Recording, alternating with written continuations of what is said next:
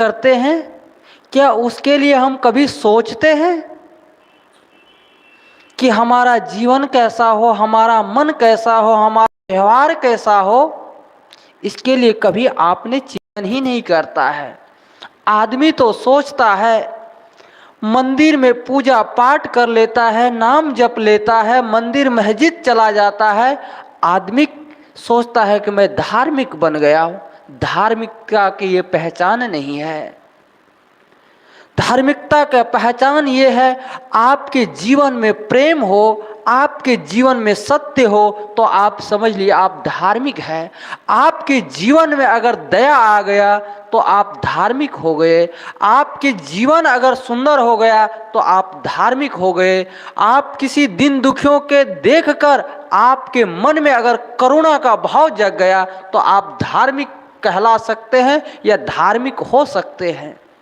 धार्मिकता की पहचान ये नहीं है कि आप मंदिर चले गए, पूजा कर लिए, पाठ कर लिए, नाम जप लिए, गले में माला पहन लिए तो आप धार्मिक कहला सकते हैं, लेकिन धार्मिक नहीं हो सकते हैं। धार्मिकता की पहचान है, आपके मन में प्रेम का भाव जगना चाहिए, आपके मन में सत्य की भाव जगना चाहिए, आपके मन में दया की भावना आनी चाहिए। कल न जाने क्या होगा, कल किसने देखा है, कल पर क्यों हम अपने जीवन को टाले। जब आदमी का मन में क्रोध आता है तो आदमी विचार नहीं करता है क्रोध हम कल करेंगे। आदमी के मन में लोभ आता है तो उस समय आदमी विचार नहीं करता है कि लोभ कल करेंगे। लेकिन सत्य की रास्ता पर जानना हो, सत्य की रास्ता पर चलने पड़े तो आदमी कल के लिए सोचता है। जो आदमी अपने जीवन को नहीं समझ पाता है वो आदमी और दूसरों को क्या समझ सकता है। कहते कल न जाने, कल का जो समय बीत गया क्या आप उसे लौटा सकते हैं? कल जो वक्त बीत गया, कल जो समय बीत गया, आप दुनिया की पूरी संपत्ति देकर आप नहीं लौटा सकते हैं। और यह समय अगर बीत गया, ये अवसर बीत गया तो आंसू बहाने का सिवा इस दुनिया में कुछ नहीं बचेगा। कहावत है ना, जहां हम समय देते हैं वहां हम अपने जीवन को भी देते हैं। यहाँ हम सब बैठे हुए हैं, क्या हम समय ही दे रहे हैं? समय के साथ साथ हम अपने जीवन को भी दे रहे हैं। ऐसा नहीं कि हम समय को दे रहे हैं तो जीवन को नहीं दे रहे हैं। जहां हम अपने समय को बर्बाद करते हैं वहां हमें जीवन भी देना पड़ता है। और आज हमने समय को बर्बाद किया, कल हमें समय बर्बाद कर डालेगा। आज हमें इस अवसर को नहीं समझ पाए तो अवसर कल हमें समझाएंगे। वो समय नहीं रह पाएगा, समझने का वक्त ही नहीं रह पाएगा, क्योंकि वो अवसर, वो समय बीत जाएगा। जहां हम अपने समय को बर्बाद करते हैं वहां हम अपने जीवन को भी बर्बाद करते हैं।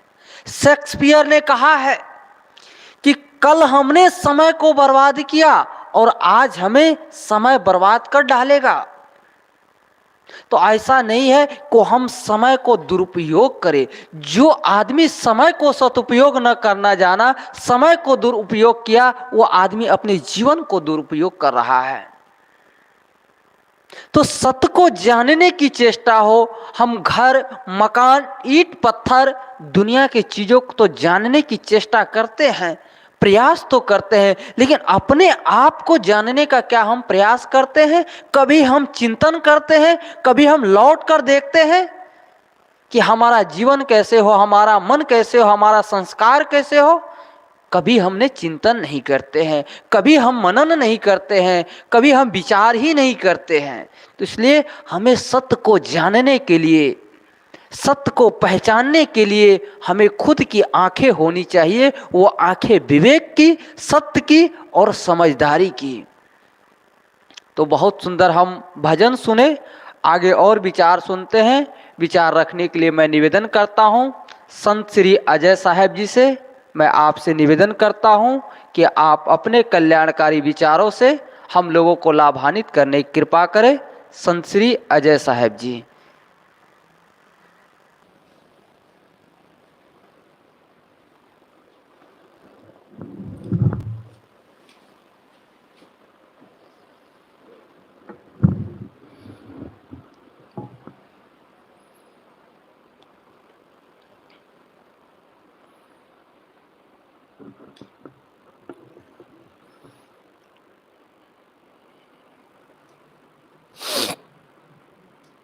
बोलिए सद्गुरुदेव की जय।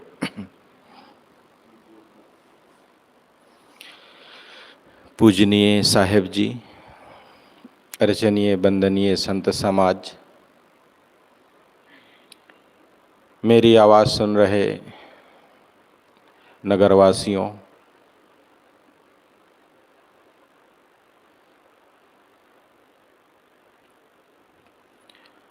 आज हम चर्चा करेंगे वक्त की। वक्त मतलब समय। आदमी के जीवन में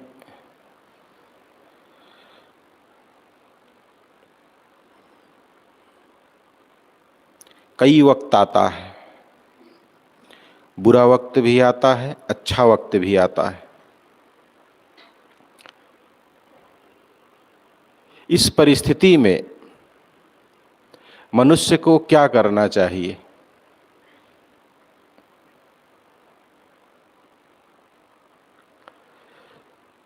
कुछ लोग ये भी नहीं समझ पाते हैं कि ये बुरा वक्त है कि अच्छा वक्त है। जैसे एक उदाहरण दूं, एक क्लास में 3 बच्चे थे। तीनों आपस में कंपटीशन किए कि इस बार मैं फर्स्ट आऊंगा। दूसरे ने कहा मैं फर्स्ट आऊंगा, तीसरे ने कहा मैं फर्स्ट आऊंगा। अब तीनों तो आ नहीं सकते, कोई एक ही आएगा। परीक्षा हुई, रिजल्ट आया। एक का नंबर आया 97%, एक का आया 96%, एक का आया 95%। 95% वाला बहुत दुखी था। उसके लिए बहुत बुरा वक्त आ गया उसके जीवन में, बहुत विषम परिस्थिति आ गई। वो मुंह कैसे दिखाएगा वो अपने क्लास में? घर गया, ना मम्मी से बोलता है ना पापा से बोलता है। अपने कमरे में गया और दरवाज़ा बंद कर लिया और एक रस्सी लगाया पंखे से और झूल गया। आप लोगों को लग रहा होगा ये कहानी कह रहा हूं मैं, लेकिन ये सच्ची घटना है।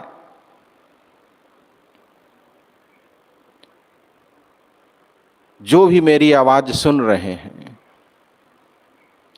वे थोड़ा विचार करें, क्या सच में ये बुरा वक्त था वो बच्चे का? 95% से पास हुआ है और गले में फांसी लगा के झूल गया। ये बुरा वक्त था उसके लिए कि सही वक्त था? हम सबको पता है कोई बुरा वक्त नहीं था। हम लोग तो यही कहेंगे, अरे इतने में तो हम 3 लोग पास हो जाते थे। पहले लोग क्या सोचते थे कि 33% आ जाए, बस 33% में बच्चे पास हो जाते थे। पहले यही डर लगा रहता था कहीं हमारा बच्चा फेल ना हो जाए, और बच्चे को भी यही डर रहता था कि कहीं मैं फेल ना हो जाऊं।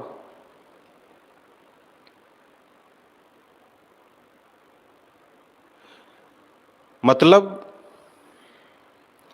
33, जहां हम 33% में खुश थे, वहां आजकल के बच्चे 95% पाके भी मौत को गले लगा ले रहे हैं। इतना बुरा वक्त आ गया कि मौत चुननी पड़ी। ये कहानी उस बच्चे की नहीं है, ध्यान से सुने। ये कहानी मैं उस बच्चे की नहीं कह रहा हूं, हम सब की भी कहानी है। हम सब के भी जीवन में जब दुख आता है, बुरा वक्त आता है, पीड़ा आती है, तो हम सब भी उसी बच्चे की तरह निर्णय लेने को तैयार हो जाते हैं और दुखी हो जाते हैं। अगर आप दुखी हुए बुरे वक्त से तो आप एकदम नादान हैं। आप प्रकृति को समझे नहीं हैं, अभी संसार को अभी आप समझे नहीं हैं। आपको ये पता ही नहीं था कि आप धर्मशाला में विश्राम कर रहे हैं कि अपने घर में विश्राम कर रहे हैं। यहां जितने भी हम सब हैं, हम सब एक धर्मशाला में हैं। कब कौन कहां किधर चल दे कोई ठिकाना है? किसकी सांस कब कहां रुक जाए? अब कोई मान ले नहीं हम 125 वर्ष जी के ही मरेंगे यहां से, तो उसी की मूर्खता है ना। बंधुओं, बात समझने की है। बुरा वक्त सबके जीवन में आता है। क्या साधु, क्या गृहस्थ, क्या विरक्त, क्या महिला, क्या पुरुष, क्या बच्चा, सबके जीवन में आता है। लेकिन उससे निपटने का तरीका, उससे पार जाने का उपाय कुछ ही लोगों के पास होता है। वो उपाय क्या है, हमें कैसे पता चलेगा? बुरा वक्त सबके जीवन में आता है, लेकिन उसके लिए हमने तैयारी क्या की है? आज तक जितना काम किए हम, केवल पैसा कमाए, घर बनवाए, गाड़ी खरीदे, मकान को पेंटिंग किए, बच्चे को अच्छे स्कूल में पढ़ाए, ये सब काम तो किए, लेकिन ये कभी नहीं सोचे कि जब बुरा वक्त आएगा तब मैं क्या करूंगा। इसकी तैयारी नहीं की। और जब ये वक्त आएगा तो आदमी टूट जाएगा। आदमी सोच नहीं पाएगा कि मैं करूं तो करूं क्या।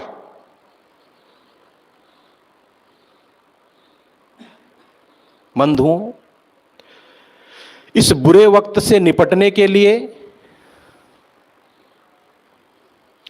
संसार में 3 उपाय हैं। वो 3 उपाय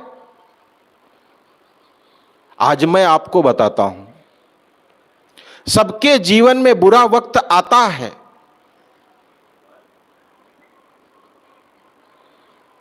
लेकिन आदमी को उससे निपटना नहीं आता है, उससे पार होना नहीं आता है।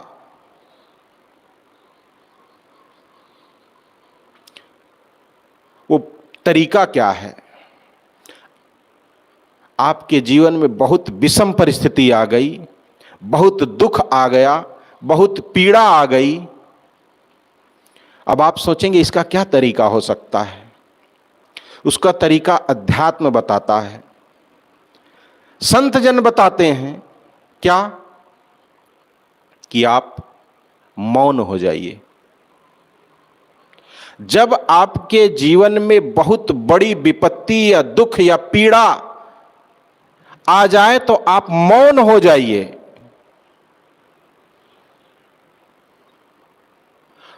मौन होने से क्या होगा? आपका दुख, आपका पीड़ा, आपकी समस्या, आपका बुरा वक्त जो है वो हाफ हो जाएगा, आधा हो जाएगा। कितनी अच्छी बात है। अगर किसी का बेटा मर गया हो, किसी का प्रिय उससे बिछड़ गया हो, और उसकी पीड़ा को अगर आप आधा कर दें तो कितनी खुशी की बात है।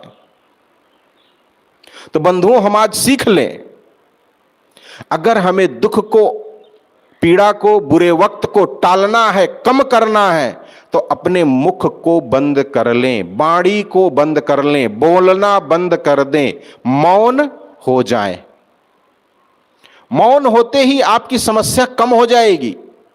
लेकिन आप चिल्लाने लगें, हाय मेरा बेटा, हाय मेरे पत्नी, हाय मेरा बच्चा, खूब रोने लगे, खूब छाती पट पीटें, तो लोगों को आप देखे होंगे गांव में बेहोश हो जाते हैं।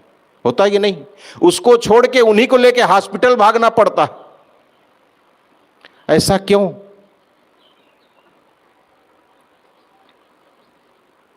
ऐसा इसलिए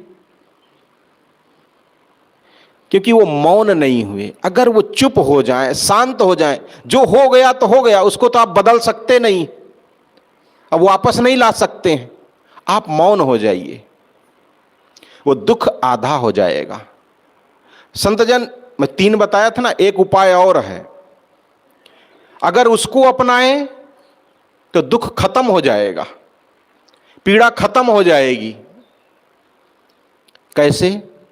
वो दूसरा उपाय है समय।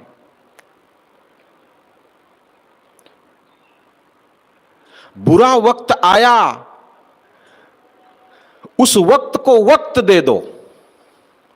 वक्त मतलब समय, उसको हम समय दे दें। समय कैसे? आज छोड़ दीजिए, कल इस पर विचार करेंगे। कल वो दुख रहेगा ही नहीं।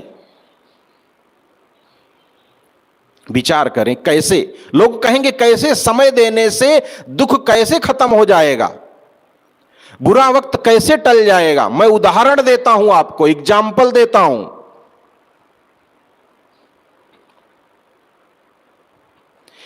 एक आदमी है जिसकी बेटी उसके घर से भाग करके शादी कर ली। आजकल दुनिया में बहुत होता है, बहुत बुरा वक्त आ गया उस व्यक्ति के जीवन में। क्या करे क्या ना करे, कहां मुंह छुपा ले, खुद मर जाए कि उसे मार डाले, ऐसे सब ख्याल आते हैं।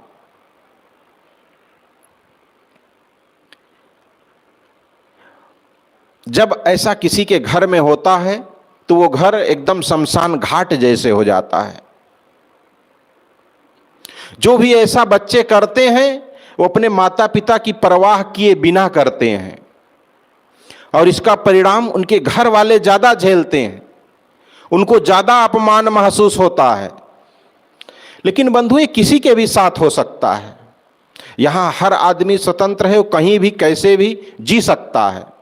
लेकिन जब आप सभी के जीवन में कभी ये वक्त आ जाए, तब आपको इसे समय देना है। समय, इस पर हम कल विचार करेंगे, कल चिंतन करेंगे, कल मत, जो कुछ भी करना होगा हम कल करेंगे, और कल वो दुख रहेगा ही नहीं। कैसे? जरा आप सोचिए। आज आप जहां भी हैं, आपको कोई बताता है कि आपके दादा और दादी अपने माता पिता के बिना मर्जी के भाग के शादी किए थे। आपको दुख लगेगा या किसी को दुख लगेगा?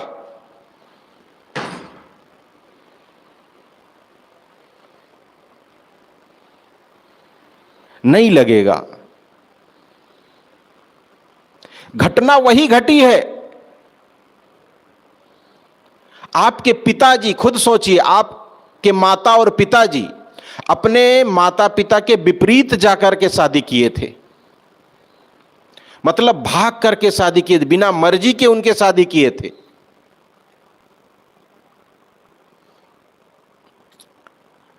आज उसका गम है आपको, उसकी पीड़ा है, उसका दुख है। आपको बस इतना लगेगा कि अरे हमारे दादा और दादी आपस में इतना प्रेम करते थे, बहुत अच्छी बात है। सबने रोका लेकिन नहीं माने। तीसरा उपाय है किसी भी समस्या को सुख में परिवर्तित करना। मतलब दुख तो है, लेकिन दुख को सुख में बदल दें। ऐसा भी कोई उपाय हो सकता है?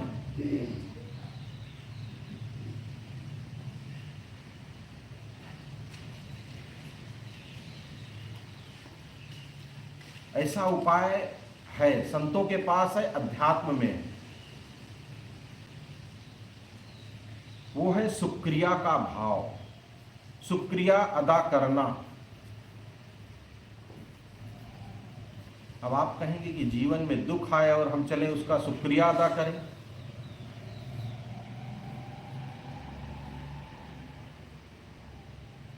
शुक्रिया का मतलब गुणानुवाद, प्रशंसा। ये कैसे होगा?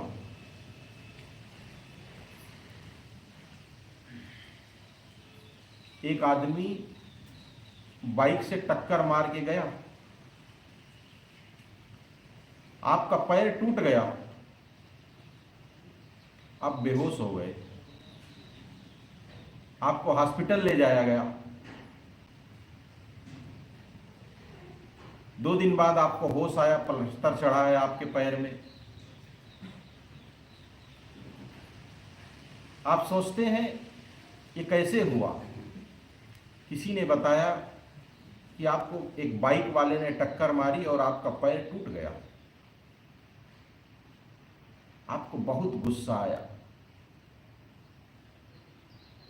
आप खुद छटपटाए, बाइक वाला मुझे मिल जाए तो मैं बताऊं। खूब गाली दिए, खूब उल्टा सीधा कहे। संत जन कहते हैं कि आप शुक्रिया अदा करो। अब इस स्थिति में शुक्रिया कौन अदा करेगा भाई? गुणानुवाद कौन करेगा? लेकिन आप भी जब समझ जाएंगे तो करेंगे। बस देरी है बात को समझने की। आप बात समझते कब हैं? जब बगुला बैठ जाएगा तब, जब भौरे उड़ जाएंगे तब, काले बाल सफेद हो जाएंगे तब, कान से सुनाई देना बंद हो जाएगा तब, आंख से दिखाई देना बंद हो जाएगा तब। ये हमारे ऊपर है कि हम कब समझते हैं। क्या समझना है कि अगर उस बाइक वाले के पास अगर ट्रक होता तब आज आपकी क्या दशा होती? जिस बाइक वाले ने आपको टक्कर मारी, आपका पैर टूटा, अगर वो आदमी ट्रक चलाता होता, उसके पास ट्रक होती और नशे की हालत में आपको ट्रक से टक्कर मारता, तब आपकी क्या हालत होती?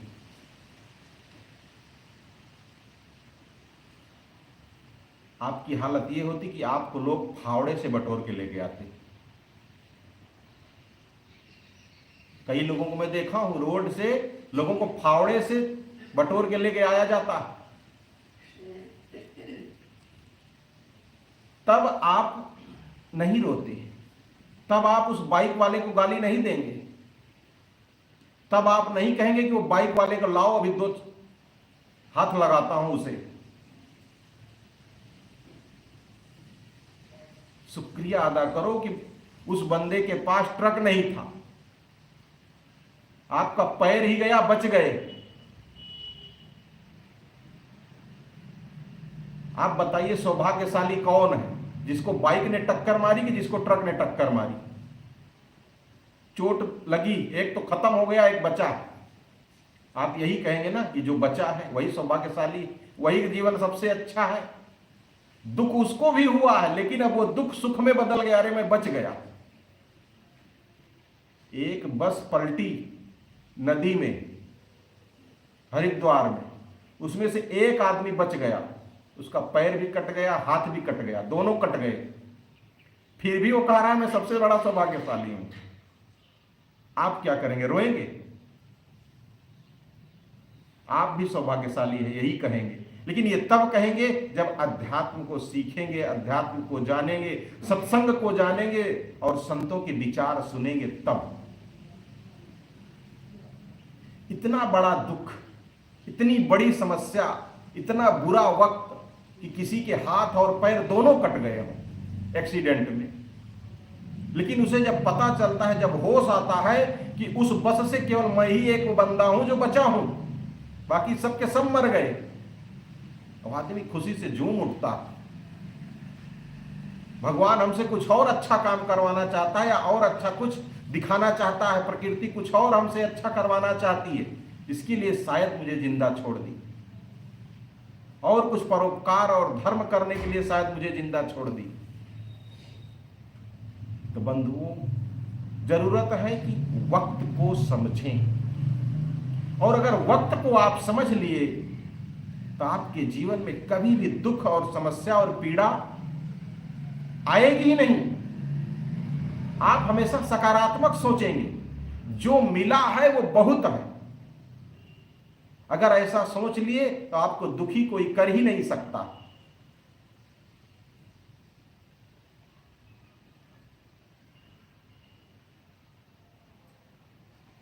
हम आज 3 बातों पर बात किए। समस्या जीवन में जब आए, बुरा वक्त जीवन में जब आए, आप उसको कम कर सकते हैं, खत्म कर सकते हैं और सुख में बदल सकते हैं। कम करने का तरीका है आप मौन हो जाइए। समस्या कोई भी हो, सब जगह यह लागू होता है। समस्या को कम करना है, बुरे वक्त को टालना है। अब कितना टालना है? सुख में बदलना है कि कम करना है कि खत्म करना है, ये आपके ऊपर है। अब कौन सी टैबलेट लेंगे, आप कौन सी दवा यूज करेंगे? तीनों आपके पास है, मौन, समय और शुक्रिया। मौन होने से दुख आधा हो जाएगा। समय दे देने से, आज नहीं कल करूंगा, 10 दिन बाद करूंगा, 4 साल बाद करूंगा, इस पर 4 साल बाद विचार करेंगे, दुख खत्म हो जाएगा। शुक्रिया अदा करना, जो मिला है बहुत है, बच गया इतना ही काफी है। वो दुख नहीं रहेगा, सुख में बदल जाएगा। बस इतना ही कहकर मैं अपनी बात में ही विराम देता हूं। बोलिए सद्गुरुदेव की जय। अभी हम लोग श्रद्धेय संत श्री करमचंद साहब जी से बहुत सुंदर विचार सुन रहे थे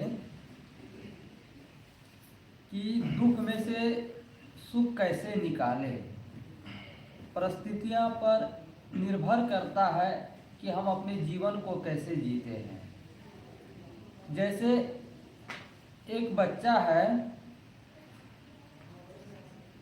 एक गुब्बारा को खरीदता है। मान लो व्यापार करता है, गुब्बारा एक ही है। एक बच्चा क्या करता है, उस गुब्बारा को खरीद कर खुश होता है। एक बच्चा क्या करता है, एक गुब्बारा को खरीद कर खुश होता है।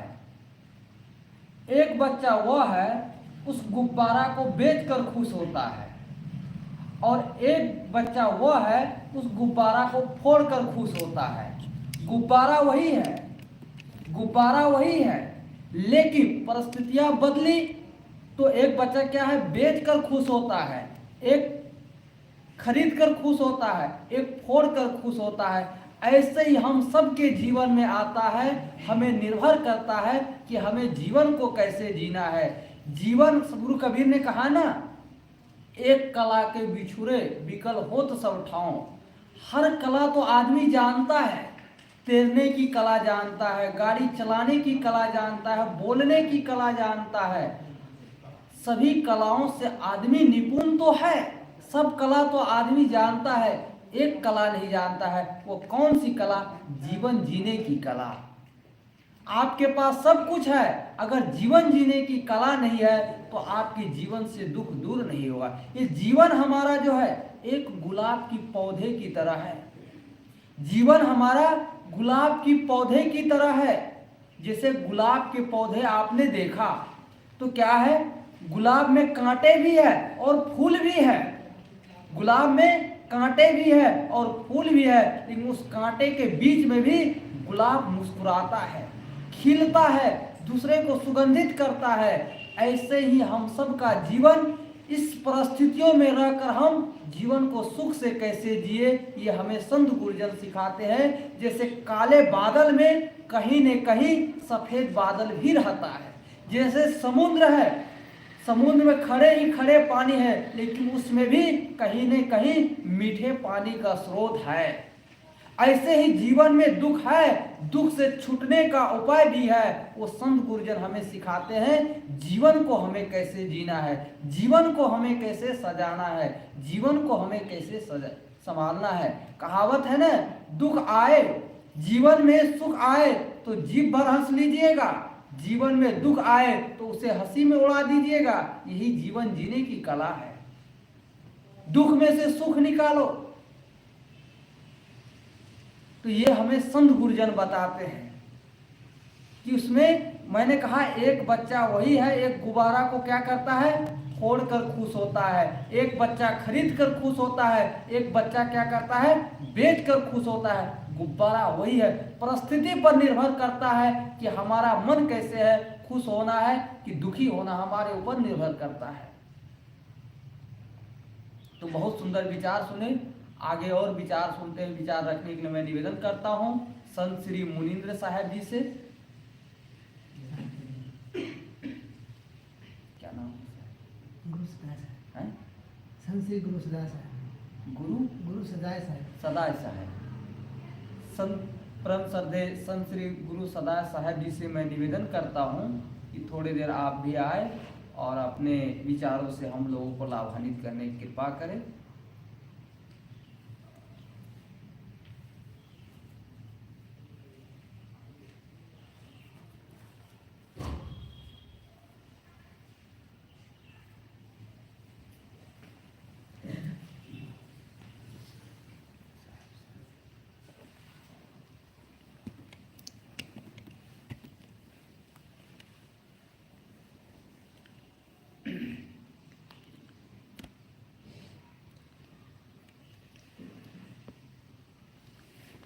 बुद्ध मंगल में संत समाज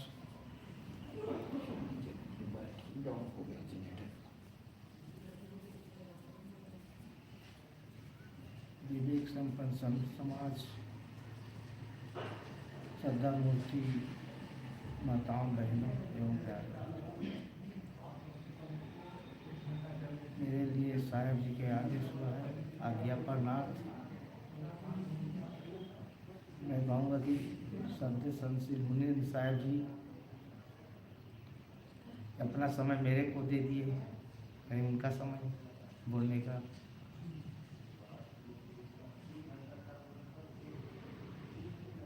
ऐसे तो मुझे कुछ कहने का साहस नहीं है, लेकिन संत गुरुजन के बीच में सानिध्य में रहकर जो सीखा हूँ उसको मैं पुनः दोहराने का प्रयास करूँगा। जो त्रुटि होगी उस पर आप लोग क्षमा करिएगा।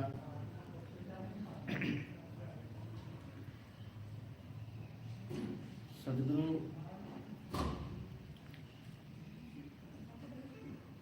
विशाल साहेब के मौलिक ग्रंथ विशाल वचनामृत के अंतर्गत ऐसे तो हम सब कबीर साहब के सिद्धांत पर चल रहे हैं, राह पर चल रहे हैं। पारक सिद्धांत और पारक सिद्धांत एक सत्य का सिद्धांत है। सत्य का हम लोग राह पर चल रहे हैं, पथिक है। संत सम्राट सदगुरु कबीर साहब तो शिरोमणि सम्राट भी कहा गया, शिरोमणि भी कहा गया। सदगुरु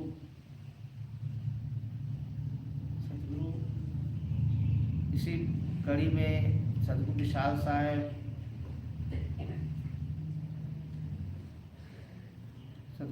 साहब के ग्रंथ आप लोग जानते हैं, पढ़े हैं।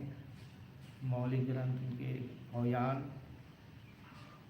मुक्ति द्वार, सत्यनिष्ठा, नवनियम, 4 ग्रंथ, लेकिन संग्रहित करके एक ही ग्रंथ भवयान। उस भवयान में साहेब जी खंडन नहीं किया है किसी का, सिर्फ नमंडन किया है। जीव का कल्याण के लिए उस पर दिशा निर्देश किए हैं। विनय विधान से लेकर के जड़ चेतन, भक्ति वरण, इच्छा परीक्षा, जगत जहर, वैराग्य, अपना बोध, सब इतने बहुत अच्छे अच्छे हैं। उसमें ट्रैफिक है कि सदगुरु साधक के लिए कि बहुत आगे चलने के लिए बहुत, ये ऐसे तो ग्रंथ बहुत हैं, सब साहित्य है। हमारे 12 सिद्धांत जितने भी महापुरुष हुए हैं लिखे हैं। तो सदगुरु विशाल साहेब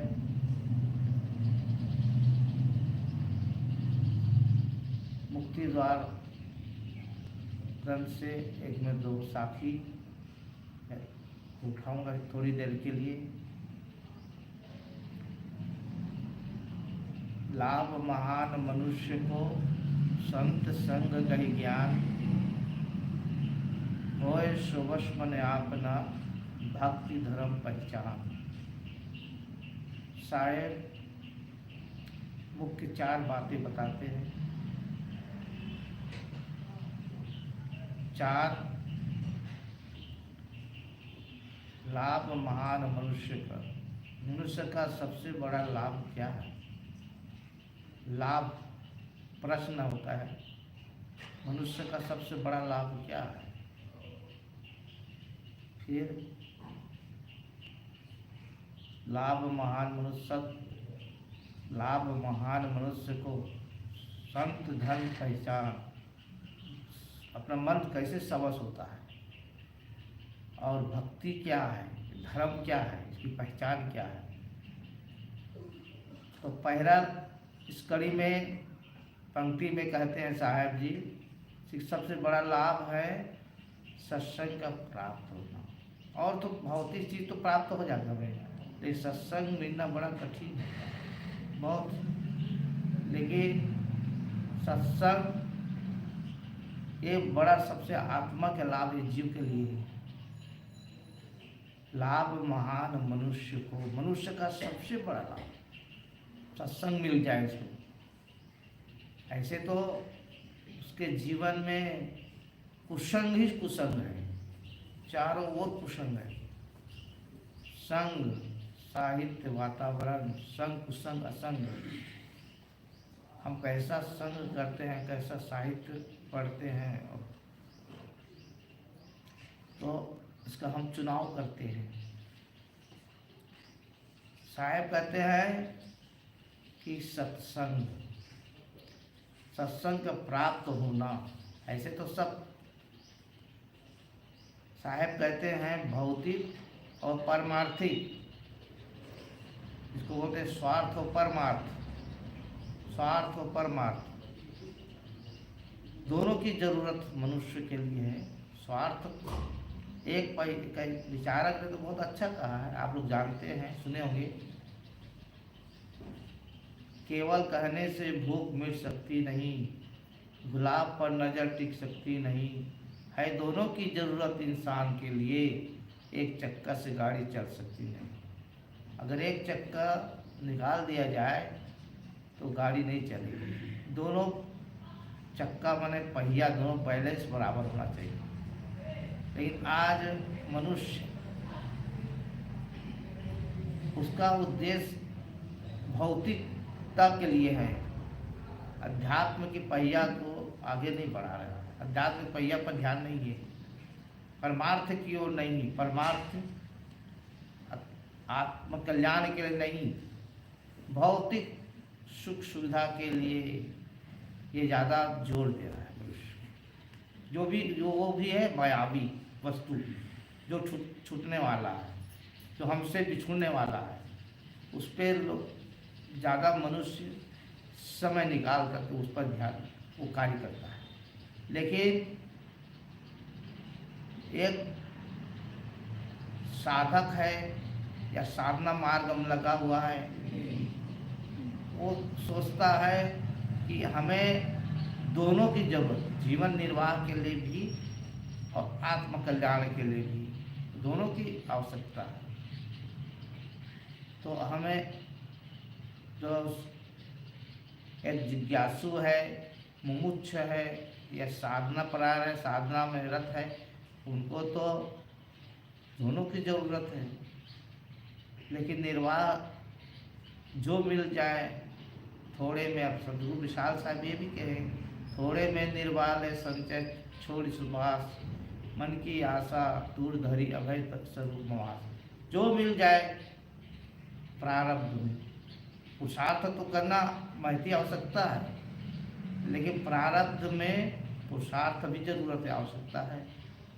और प्रारब्ध जो मिला है, बहुत लोग बहुत कहते हैं कि अरे संचय करना चाहिए, संचय वृत्ति, लेकिन संचय किसके होना चाहिए?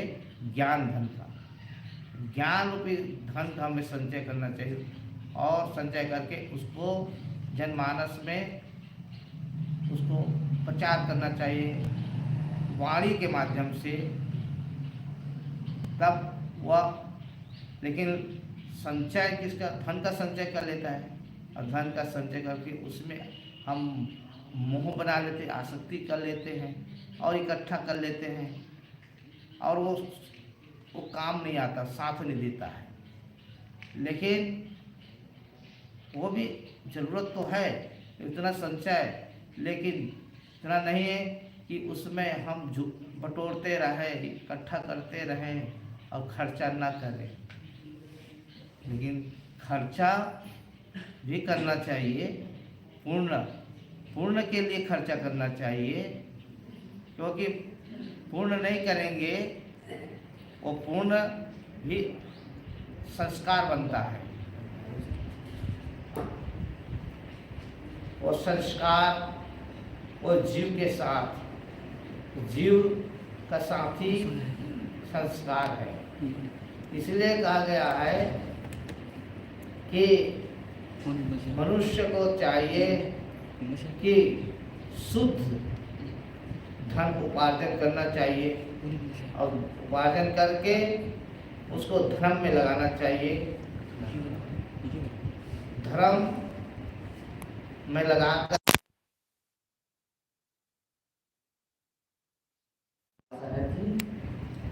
आपने सदगुरु श्री विशाल साहेब जी की विशाल रचना अमृत से आपने अमृत की वर्षा बरसा रहे थे। अभी हम लोग 144 साल बाद अमृत की वर्षा में नहा रहे थे प्रयागराज संगम में। 144 साल बाद अमृत की धारा बह रही थी। पता नहीं उस अमृत की धारा का कल्याण होगा कि नहीं होगा, ये मुझे संदेह है। शायद होगा नहीं, लेकिन जो अमृत की वर्षा अभी हो रही थी, इस वर्षा में शायद हम सब अगर नहाएंगे तो जरूर कल्याण होगा। वो गंगा में जो नहा रहे थे 144 साल, जो सरकार बता रही थी कि 44 साल अमृत की धारा बह रही है, उसमें आप नहाएंगे तो आपका वो शरीर का मैल दूर करेगा। ये अमृत रूपी वर्षा में संतों गुरुजनों की जो मुख से जो वर्षा हो रही है, इस गंगा में आप डुबकी लगाएंगे तो आपका मन रूपी भीड़ तो कम नहीं है, लेकिन आवाज़ में दम नहीं है। अरे मेरे जैसे पतले तो थोड़ी हो भाई। चौधरी साहब लगाओ ताकत। बोलिए सदगुरु कबीर साहब की, संत समाज की। साहेब बंदगी भी ताकत लगाए हो। अर्चनी बंदनी संत समाज, सत्संग प्रेम बंधु, श्रद्धा मूर्ति देवियों,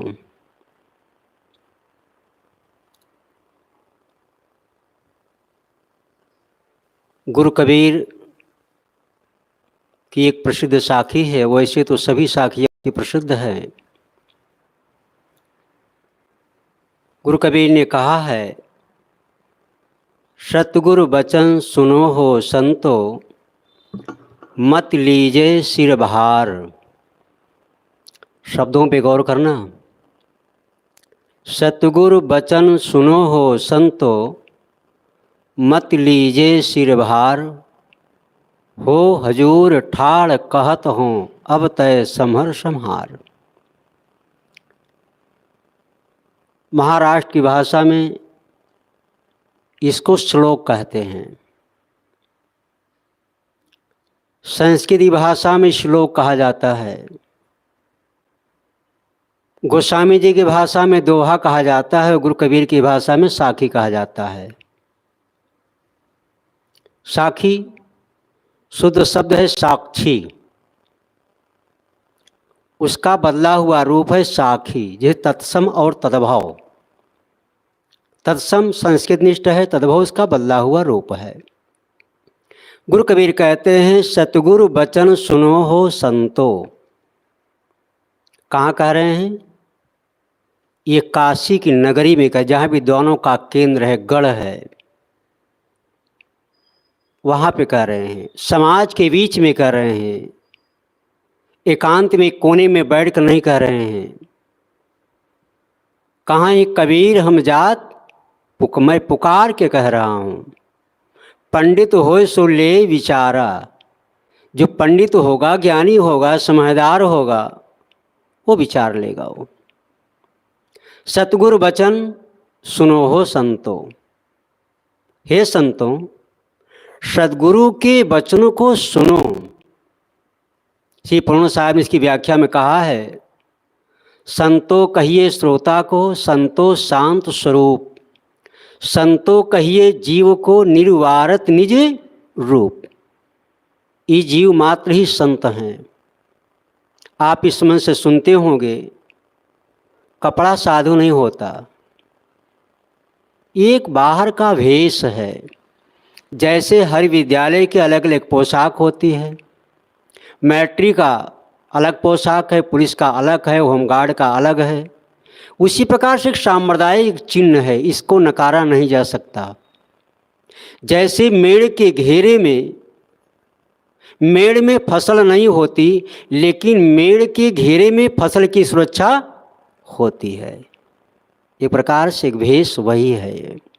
कपड़ा साधु नहीं होता। कोई सफ़ेद कपड़े में होते हैं, कोई लाल कपड़े में होते हैं, कोई काले कपड़े में होते हैं, कोई गिरवे में होते हैं, तो कोई नंगे नंगे भी रहने वाले हैं। साहब कहते हैं सतगुरु वचन, सतगुरु वचन सुनो हो संतो। हे संतों, सतगुरु के निर्णय वचनों को सुनो। गुरु कबीर नहीं कहते हैं कि मेरी बात मान लो। साचा शब्द कबीर का, हृदय देख विचार। ये मत सोचो मैं जो कह रहा हूं मान लीजिए, ना ना ना ना, ऐसा नहीं। हृदय देख विचार, अपने मन में विचार करो। हृदय रूपी तराजू पे उसको तौलो, सही लगती हो बात तो मेरी बात मान लेना, अन्यथा उसको छोड़ देना। क्या ऐसा और किसी ने कहा है? नहीं। गुरु कबीर ने यहाँ तक कहा है, जब तक ना देखे निज नैना, तब तक न माने गुरु के बैना। इसलिए संत सम्राट श्री कबीर कहे गए, यदि हमारे समझ में बात नहीं आती है तो गुरु भी कहता हो तो उसकी बात को मत मानो। ये गुरु कबीर ने इंकलाब किया। 2-2-5 गुरु भी कहता मत मानो। 2-2-4 छोटा सा बच्चा कहता है, ये गुरुमुख वाणी है, सदगुरु का वचन है, इसको मान लो। इससे हमारा भी कल्याण होगा, आपका भी कल्याण होगा। तो सतगुरु वचन सुनो हो संतो। हे संतों, सतगुरु के निर्णय वचनों को सुनो। लेकिन लोग संतों के निर्णय वचनों को सुनते नहीं हैं। क्यों? अगर संत के निर्णय वचन को सुनेंगे तो उनका चोरी करना छूट जाएगा, गाली देना छूट जाएगा, अंडा मांस का प्रयोग करना छूट जाएगा। इसलिए लोग नहीं सुनते। ये जगह एक प्रोग्राम था, 3 दिन का प्रोग्राम था। जब महात्मा लोग बोलने लगे, सभी ने सद्गुरु सदार की बात कहा। उसमें एक सज्जन बैठे थे, उन्होंने कहा महाराज लाखों रुपए का खर्चा करके हम आप लोगों को बुलाए हैं, जो भी महात्मा बैठता है बस सद्गुरु सदाचार की बात करता है, अंडा मत खाओ, शराब मत पियो, गाली मत बको, लड़ाई झगड़ा मत करो, ये साधारण बात है। कोई ऊंची क्लास की बात बताओ, ये क्या बताते हो आप? अरे राम रावण की लड़ाई सुनाओ, शूर्पणखा नक्कटी की कहानी सुनाओ अंगद रावण का संवाद सुनाओ तो कुछ मजा आए। अंडा मत खाओ, शराब मत पियो, लड़ाई झगड़ा मत करो, ये कोई बात हुआ? महात्मा ने सोचा लगता है जिज्ञासु है ये। तो महात्मा ने कहा ऐसा करो, ब्रह्मचारी बन जाओ। कहा महाराज हम शादीशुदा, हमारे पास लाइसेंस है। कहा अच्छा आप ना बन सको तो और लोगों को, घर के लोगों को बनवा दीजिए। कहा ये सब बात छोड़ो महाराज, ये बात मत बताओ हमारे कल्याण कैसे हो। महात्मा ने कहा भैया जितना तुम जानते हो कि ये गलत है उसका त्यागना शुरू कर दो, बस हो गया भजन। कहा महाराज जानते कम नहीं हैं, अगर यही करना हो तो आप बुलाते क्यों? आप लोग क्यों बुलाते? मेरे पास लाइसेंस है। महात्मा ने कहा राम के पास कितने बच्चे थे? लव और कुश, दो सुत सुंदर सीता जाए, लव कुश वेद पुराणन गाए। 2 बच्चे थे। भगवान कृष्ण के पास प्रद्युम्न और श्याम 2 बच्चे थे। शंकर भगवान के पास गणेश स्वामी कार्तिकेय 2 बच्चे थे। अब आपके पास कितने बच्चे हैं? कितने घरों में तो जैसे मैट्रिक कैंप पड़ा हो, लगता है मैट्रिक कैंप यहीं पड़ा हो, बच्चों की लाइन लग जाती है। क्या आप राम का आदर्श को अपनाते हो? कृष्ण के आदर्श को अपनाते हो? शंकर के आदर्श को अपनाते हो? सुनते तो हैं, पढ़ते तो हैं, सत्संग में जाते हैं, अरे ज़्यादा नहीं कम से कम इतना तो कर लो, ये भी नहीं कर पाते। साहब कहते हैं संतों के वचनों को सुनो। अगर आदमी संतों के वचन को सुनता है तो उसके जीवन में दुख नहीं आएगा और अपनी कमियों को दूर करने का प्रयास करना शुरू कर देगा। अगर संतों के वचनों को सुनता है तो किसी को धोखा नहीं देगा। इसी पे कवि ने कहा आदमी की शकल आदमी की तरह, आदमियत न आए तो मैं क्या करूं, संत गुरुजन सदा पद दिखाते रहे, अगर तुझको न भाए तो मैं क्या करूं। आदमी की शक्ति से अब डर रहा है आदमी, आदमी को मार कर घर भर रहा है आदमी, समझ कुछ आता नहीं क्या कर रहा है आदमी, आदमी ही मारता है मर रहा है आदमी, समझ कुछ आता नहीं क्या कर रहा है आदमी। पहले आदमी तो बनो। हिंदू बनना आसान है, मुसलमान बनना आसान है, सिख बनना आसान है, ईसाई बनना आसान है, लेकिन मनुष्य बनना बड़ा कठिन है। बड़े भाग्य मानुष तन पावा। तीनों वचनों को सुनो आप। मत लीजिए सिर भार, अपने ऊपर मान्यताओं का बोझा मत ला दो। आदमी अनेक मान्यताओं का बोझा लाद करके उसमें रात दिन पिसा जा रहा है। अब देखो नवरात्रम का महीना अब स्टार्ट होने वाला है, या हो गया है वीर? अभी नहीं, अब आने वाला है। कितनी देवी माँ स्टार्ट हो जाएंगी, लेकिन ध्यान देने बात यह है जितने देवता हैं सब नीचे हैं और जितनी देवियां हैं ना सब ऊपर हैं। ये बड़े दुर्भाग्य की बात, सौभाग्य की बात कहा जाए। आज गवर्नमेंट भी नारियों को आगे बढ़ा आरक्षण दे रही है उनको, तो जितनी देवियां हैं सब उनका मंदिर ऊपर होता है और जितने देवता हैं सबका नीचे का नंबर। तो चौधरी साहब आपका नंबर नीचे लगेगा अब जिस माँ ने हमें 9 महीने कोख में रखा, पैदा होने के पश्चात मलमूत्र को साफ किया, स्वयं गीले में ना सो करके बच्चे को सूखे में, स्वयं गीले में सो जाती थी, बच्चे को सूखे में सुलाती थी, अपने सीने का रस पिला कर बड़ा किया, स्वयं भूखों रह जाती थी लेकिन बच्चे के लिए भोजन की व्यवस्था करती थी। आज माँ नहीं है। पत्थर की माँ देवी बन जाए तो बन जाए, जहाँ देखो लाल प्रहरा वहाँ तमाम प्रकार के देवताओं का निर्माण हो रहा है। लेकिन जिस माँ ने जन्म दिया वह माँ नहीं हो सकती। क्या कहा जाए, ये देवी के पुजारी हैं। किसी कलाकार ने किसी नारी का चित्र बना करके वो रख दिया होगा, उसके अंदर में कला थी, याद करने के लिए रखा गया है, प्रतिमा है, कोई बुरा नहीं है। किसी महापुरुष का चित्र देखते ही मन में एक आदर्श हमारे स्थापित होता है, एक श्रद्धा भाव उत्पन्न होता है। वास्तव में किसी की बहन बेटी थी, उसका कर्म आज याद किया जा रहा है। दुर्भाग्य की बात यह है कि जो जिंदी जाति नारियां हैं, ये माँ हैं, उस माँ को माँ कहने में बड़ा शर्म है। जो ना डोलती हो, ना बोलती हो, जो ना खाती हो, ना पीती हो, उस माँ के सामने जा कर के हाथ जोड़ते हैं, गिड़गिड़ाते हैं। जो कभी कहना पड़ा, मैं केका समझाई जगत हो गया अंधा। ये मान्यताओं का बोझा ही तो है। आदमी रास्ते में चलता है, कोई छींक दिया, कई काम गड़बड़ हो गया। कैसे काम गड़बड़ हो गया? आपका सर भारी भारी हो, अगर आपको छींक आ जाती है, आपका सर हल्का हो जाएगा। जिसका लीवर ठीक होता है, किडनी ठीक होती है, उसी को छींक आती है। जिसकी किडनी ठीक नहीं है, लीवर ठीक नहीं है, उसको छींक नहीं आएगी। जिंदा की छींक अशुभ कैसे होगी? हाँ, अगर मुर्दा छींक दे तो काम आपका बिगड़ जाएगा। अगर मुर्दा छींक दे तो आपका काम बिगड़ जाएगा। लेकिन बात यह है कि मुर्दा कभी छींकेगा ही नहीं। मुर्दा कभी छींकेगा नहीं तो काम बिगड़ेगा कैसे? ये अंधविश्वास हमारे ऊपर लाद दिया गया है। छींक देने से काम बिगड़ जाएगा? कुछ नहीं बिगड़ता। कोई छूछा घड़ा लेकर के जा रहा है पानी भरने के लिए, रास्ते में आपको मिल गया, काम बिगड़ गया। अगर घड़ा भरा होता तो क्यों लेकर जाता?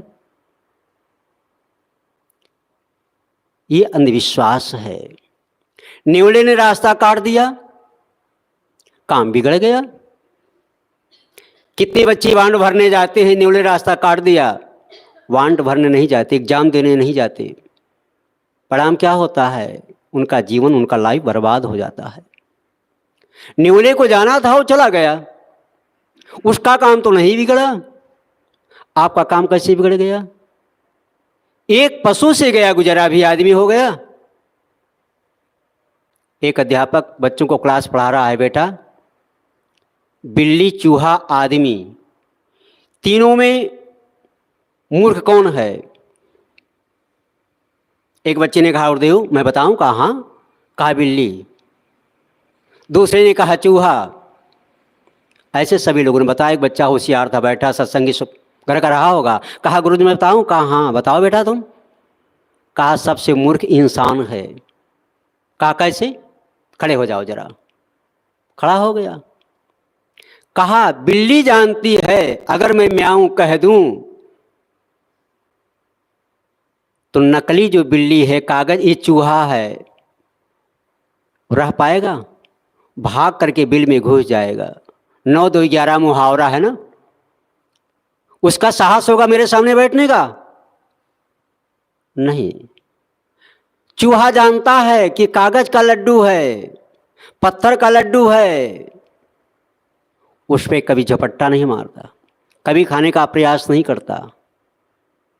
लेकिन इंसान कागज के बिल्ली से, कागज के चूहे को जहां देखो तुमेव माता च पिता तुमेव, तुमेव बंधुश्च सखा तुमेव, तुमेव विद्या द्रविणम तुमेव, तुमेव सर्वम मम देव, हाथ जोड़ता है। तुमेव, तुम ही माता हो, तुम ही पिता हो। कबीर साहब के सामने बात आई रही होगी तो उन्होंने कहा मैं केका समझाई जगत हो गया अंधा। इतना भी विवेक नहीं है। एक बिल्ली पहचानती है, एक चूहा पहचानता है, लेकिन सृष्टि का सिरमौर प्राणी होकर के इंसान उसी के सामने तुमेव माता च पिता तुमेव। अगर इनको पढ़ा लिखा कहा जाए, अनपढ़ किसको कहा जाए? पढ़ना लिखना बुरा नहीं है,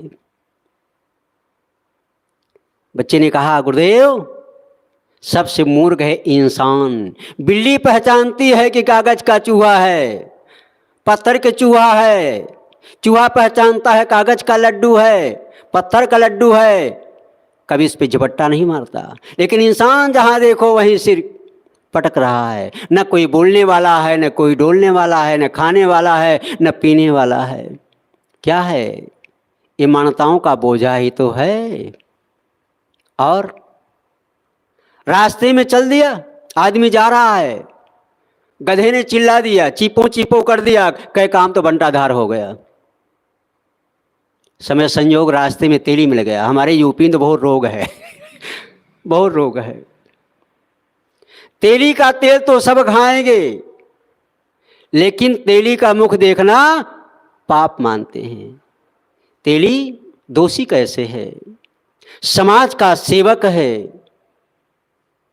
तिलहन वस्तु का खोज किया और हमारे जीवन के लिए उन्होंने तेल दिया। तेली का तेल तो खाते हैं, आपका काम नहीं बिगड़ता, लेकिन तेली का मुख देख के इस काम कैसे बिगड़ जाएगा? ये बहु बड़ा दोष। और इतने नहीं, सोम शनिचर पूर्व न चालू, मंगल बुध उत्तर दिश कालू। सोमवार और शनिवार को पूरब नहीं जाना चाहिए। अगर किसी से पूछा जाए भैया ये दिन को किसने बनाया? भगवान ने बनाया। तो भगवान ने अच्छा खराब बना दिया क्या? सब दिन अच्छा है, कोई दिन खराब होता ही नहीं। अगर सोम शनिचर को घटनाएं घटती हैं, नहीं जाना चाहिए, तो गवर्नमेंट को पूरब की दिशा में ट्रेनों को बंद कर देना चाहिए, हवाई जहाज उड़ान को बंद कर देना चाहिए, यात्रा बिल्कुल अस्थिर कर देना चाहिए। किसी के हिसाब से पूरब होगा तो किसी के हिसाब से पश्चिम होगा, किसी के हिसाब से उत्तर होगा, किसी के हिसाब से दक्षिण भी होगा। आप जाओगे कहाँ? ये बताओ किस दिन कौन घटना नहीं हो रही सड़क पे? कोई ऐसा दिन बाकी नहीं है कि एक्सीडेंट ना होता हो। कोई दिन ऐसा नहीं है कि थाने में FIR ना होता हो। कोई दिन ऐसा बाकी नहीं हो कि गोली न चलती हो, लोग ना मरते हों। जाकर आप शमशान में देखियो। ये अंधविश्वास है। हम लोगों को जहां जाना होता है सब दिन जाते रहते हैं, जब जाना हुआ चले गए, उसके लिए सोचो ही मत। निर्विकार निर्भय तू ही और सकल भय मान, सब पर तेरी साहिब लेकिन तुम पर साहब नाई। होनी तो हो कर रही, अनहोनी ना होए, कहाँ कबीर मैदान में तांडु पट्टा सोए। जो होना होगा तो होकर रहेगा, अनहोनी कभी होती नहीं। आप निश्चिंत रहो। मंगल बुध उत्तर दिश काल, उत्तर में मंगल और बुध को काल बसता है। ये महान विश्वास। हम लोग दिन से मतलब रखते नहीं। गुरुदेव का कार्यक्रम बना रहता है, किस तारीख को कहां जाना है, लोग जाते हैं। ट्रेनें रोज लड़ रही हैं, आदमी एक्सीडेंट रोज हो रहा है। कैसे मार्ग दिन खराब है?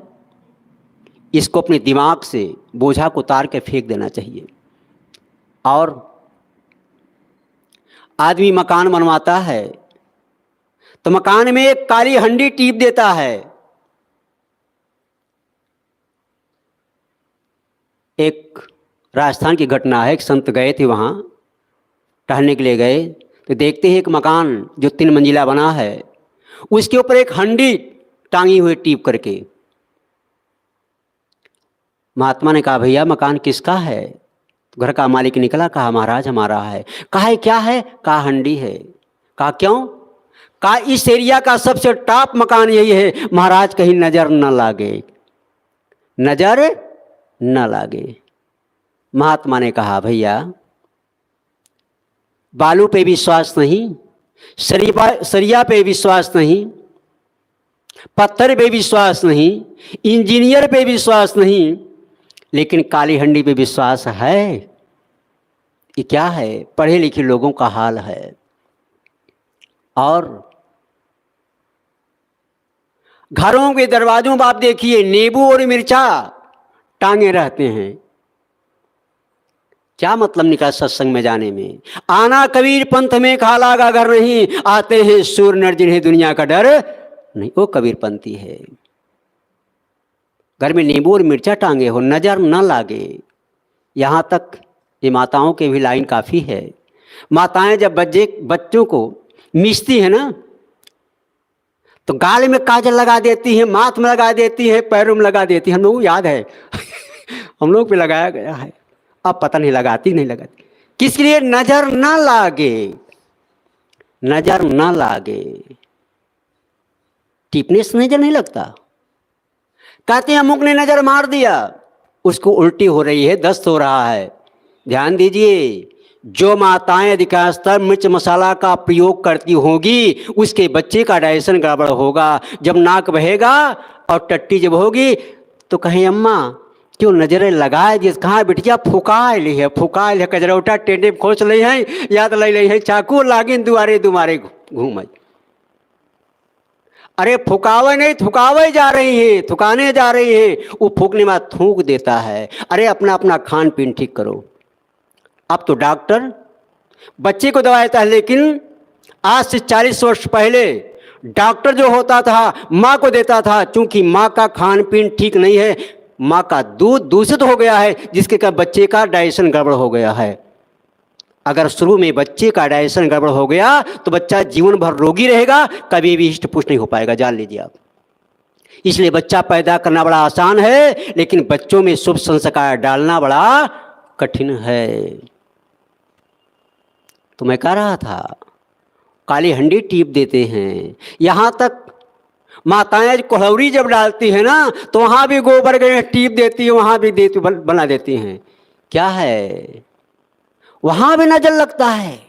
कहते महाराज नजर मार दिया, पेड़ सूख गया। हम कहते हैं ऐसे नजर मारने वाले हो ना, सबको ले चलो हमारे यहाँ बॉर्डर पे, पाकिस्तान के बॉर्डर पे खड़ा कर दो, चीन के बॉर्डर पे खड़ा कर दो। सारे मारे मंत्र पाकिस्तानी भस्म हो जाएं, चीन वाले भस्म हो जाएं, हमारे देश की फोर्स वापस आ जाए। होगा ऐसा? कुछ नहीं होता, कुछ नहीं होगा। खुल खेलो मैदान में बाग न सके कोई, घाट जगाती क्या करे जो सिर्फ पोच न हो। संसार में निर्द्वंद होकर खेलो। और रास्ता जा रहे हैं, कहीं कोई बंध्या स्त्री मिल गई, कहीं काम तो बिगड़ गया। अरे वो सोचो, उसका जीवन तो पवित्र है, काम कैसे बिगड़ गया? वो तो पूजनीय है। निर्वंशी का मुख देखना पाप है, तो मैं कहता हम लोग पक्के निर्वंशी, खूंटे सून है। ये वंश वालों का मुंह देखना। कुतिया दर्जनों बच्चा पैदा करती है, सुअर दर्जनों बच्चा पैदा करती है। क्या खाती है? डंडा खाती है, मार खाती है। बच्चों वालों का हाल पूछो, इसमें जो बूढ़े बैठे हैं पूछो, बाबा सेवा होती है? अरे महाराज मत पूछो। बोलना तो सपन हो गया है, एक बात कहते हैं 4 बात सुनना होता है। देसी कहावत में कहा जाए, राण रोमय शेर सर, अहिबाती रोमय दो शेर। कहते महाराज बल्कि आप ही लोग ठीक हो। मैं जब निकला था 3-4 साल के बाद जब मैं गया, तो जो गांव, हाँ साल भर के बाद जब मैं गया हूँ गांव में किसी कारणवश, तो गांव के लोग कहीं इसको मारो उसका पैर टूट जाए, गांव में दिखाई ना पावे। क्यों? कई अवस्था में तुम क्या घर द्वार छोड़ दिए, सबको बच्चों को, गांव के बच्चों को बर्बाद करोगे। जब 4-5 साल के बाद जाना हुआ, वही बूढ़े मेरे पैर छूते थे, बेटा तुम ही से जन्मते बना। क्या होगा, अब नहीं मारोगे? अरे नहीं बेटवा, तो उससे जन्मत बना, तुम ही से जन्मते बना। निर्वंशी का मुख देखना पाप, ये महान विश्वास। उनका जीवन तो पवित्र है, समाज की सेवा में लगे हुए हैं। स्वामी विवेकानंद का नाम देख लीजिए, ध्यान सरस्वती का नाम देखिए आप। ऐसे कितने महापुरुष हैं, कबीर साहब का देख लीजिए, ऐसे कितने हैं। अगर आज वो आध्यात्मिक क्षेत्र में न आए होते, उनको कोई ना जानता। माँ मीरा राजघराने की थी, अगर राजघराने में रही होती तो उसको कोई नाम ना जानता। आज आध्यात्मिक क्षेत्र में आई, पग घुघरू बांध मीरा नाची रे, मेरे तो गिरधर गोपाल दूसरा ना कोई। शबरी शूद्र कास्ट की लड़की थी, आदिवासी क्षेत्र की, जहां देखो तीर्थों में भगवान राम के लिए वीर के झावा लिए खड़ी है। पुरानी शिवरी पुरानी कुटिया सेवरी के आए भगवान हो। मीठी मीठी बेर सेवरी दोना भरी लावई रामा, अब भोगवा लगई हैं भगवान हो सेवरी के द्वारे, भक्ति में आए भगवान हो सेवरी के द्वारे। ये देवियाँ खूब गाती थी, मैं भी खूब गाता था। मैं काफ़ी समय घूमा हूँ, देहातों में घूमा हूँ, आश्रमों में तो रहा ही हूँ। तो कहने का मतलब ये अंधविश्वास को निकालो आप। कोई टूंक देता है, कोई छींक देता है, चूचा घड़ा कोई लिए मिल जाता है, न्योड़ा रास्ता काट दिया, बिल्ली रास्ता काट दिया, कोई निर्वंशी मिल गया, इससे आपका काम बिगड़ने वाला नहीं है। गुरु कबीर कहते मत लीजिए सिरबहार, हो हजूर थाड़ कहत हो, तुम हुजूर हो, सम्राट हो। जैसे बच्चे को टट्टी लग गया, पेशाब लग गया, मम्मी टट्टी करूँगा, पेशाब करूँगा, मम्मी कहती बेटा जाओ तुम, नहीं मम्मी डर लग रहा है, नहीं बेटा चलो मैं खड़ी हूँ तुम्हारे पास बैठी हूँ। ऐसे संत गुरुजन कहते बेटा तुम क्यों डरते हो हुजूर सम्राट हो, तुम मालिक हो, डरो मत। हो हजूर ठाड़का, अब तय समर संहार, तुम्हारा क्या है काम, इस मन की मानता से अपने आप को संभालो, और जब संभाल ले सको तो उसके बाद जो तुम्हारे पास में जो आते हैं, जो जिज्ञासु आते हैं, कुछ पूछने के लिए आते हैं, उनको तुम भी वही सीख दो। पहले आप पढ़ोगे तभी तो पढ़ाओगे, कुछ जेब में होगा तभी दान करोगे। कहाँ है कबीर, कुछ उद्यम कीजिए, आप खाए औरों को दीजिए। कर्म संत कभी आपको आलसी होना नहीं बनाते। गुरु कबीर कपड़ा बुनने का काम किए,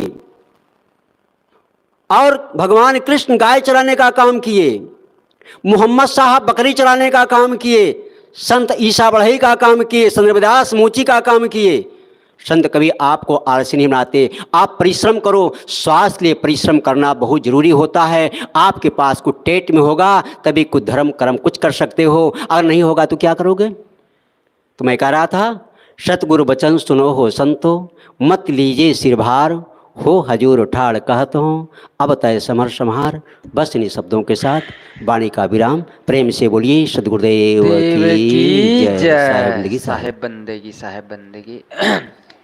अभी हम लोग परम श्रद्धे संत श्री अनुराग साहेब जी से बहुत ही सुंदर विचार सद्गुरु कबीर साहब की साखी पर, सद्गुरु बचन सुनो हो संतो मत लीजिए सिरभार पर बहुत ही सुंदर साहब जी बता रहे थे।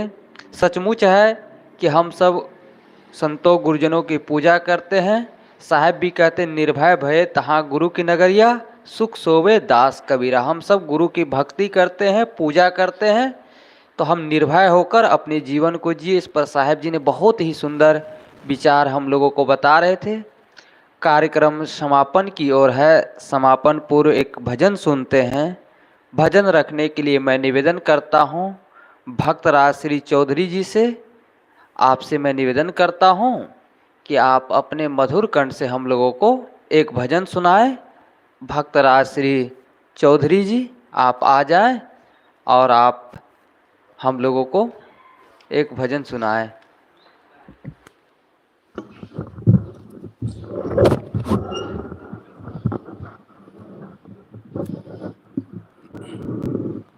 पूजनीय संत समाज, भक्त समाज और माताएं बहनों, एक भजन प्रस्तुत है।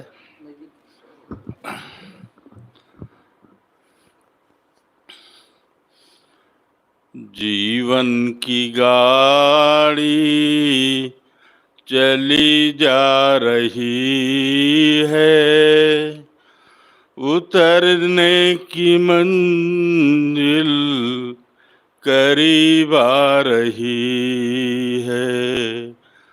जीवन की गाड़ी चली जा रही है, उतरने की मंजिल करीब आ रही है।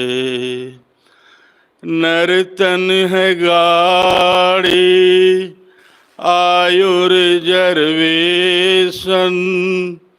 अहंकार सीटे डिब्बा लगा मन। नर्तन है गाड़ी आयुर्जर्वेशन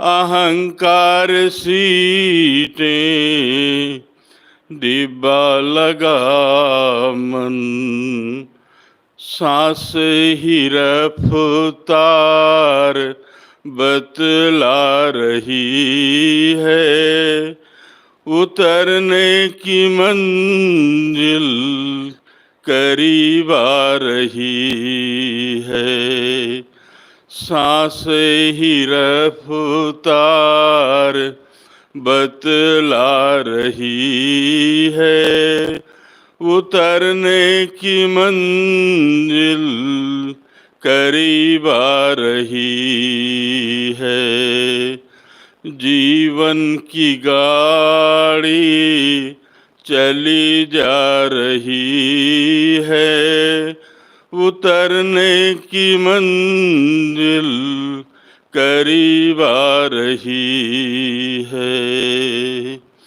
दिन रात पटरी पे ये दौड़ती है मुसाफिर को अपने जगह छोड़ती है दिन रात पटरी पे ये दौड़ती है मुसाफिर को अपने जगह छोड़ती है दुनिया का सब दृश्य दिखला रही है उतरने की मंजिल करीब आ रही है दुनिया का सब दृश्य दिखला रही है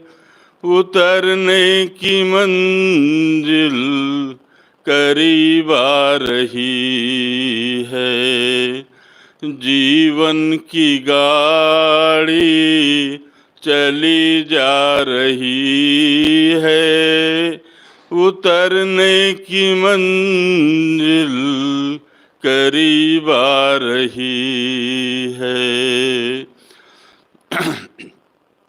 पहले मुझको मिला था बचपन कटेसन बाद में मिला है जवानी का जंक्शन पहले मुझको मिला था बचपन कटेसन बाद में मिला है जवानी का जंक्शन बुढ़ापे के आगे बढ़ी जा रही है उतरने की मंजिल करीब आ रही है बुढ़ापे के आगे बढ़ी जा रही है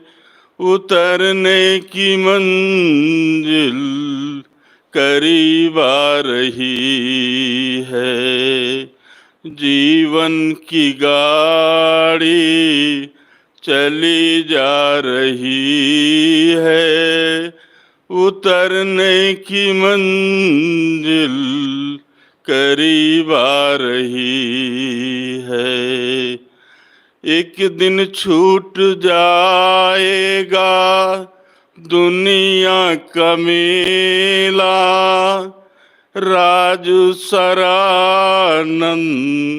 उतरना पड़ेगा अकेला एक दिन छूट जाएगा दुनिया का मेला राजू सरानंद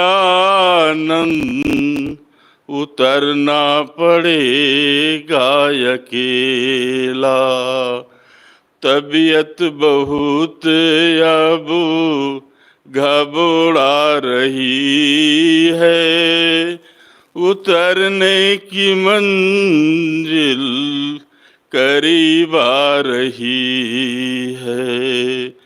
तबीयत बहुत अब घबरा रही है। उतरने की मंजिल करीब आ रही है। जीवन की गाड़ी चली जा रही है। उतरने की मंजिल करीब आ रही है।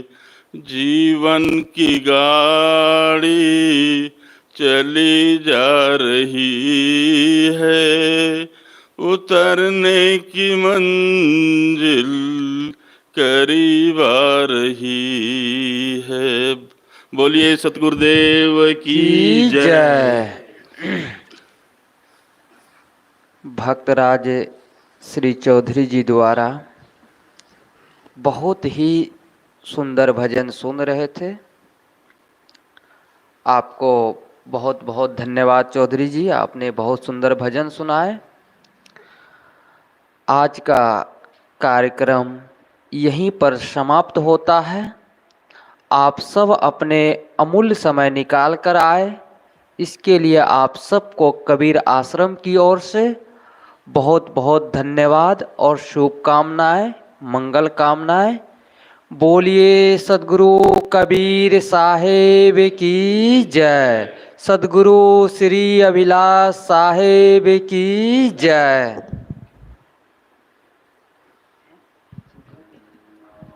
सन्मुख पारखी शीस भेंट धरि हाथ, बचन उचारो बंदगी सत प्रेम के साथ। साहेब बंदगी, साहेब बंदगी, साहेब बंदगी। बोलिए सद्गुरु देव की जय। संत समाज की जय। साहेब बंदगी। हाँ, एक आवश्यक सूचना है कि पिछले ही रविवार से वहाँ कबीर मंदिर प्रीतम नगर में भी 5 से 7 कार्यक्रम हो नहीं 5 से 7 साहब के 5 से 7 वहाँ भी होता है। आप सब वहाँ भी अपने समय निकाल कर जरूर आने की कृपा करें। 5 बजे से 7 बजे होता है कबीर मंदिर में। अभी कुछ दिनों से वहाँ बंद था कुंभ मेला को लेकर, लेकिन अब प्रारंभ हो गया है। वहाँ भी अपने समय निकाल कर आने की कृपा करें।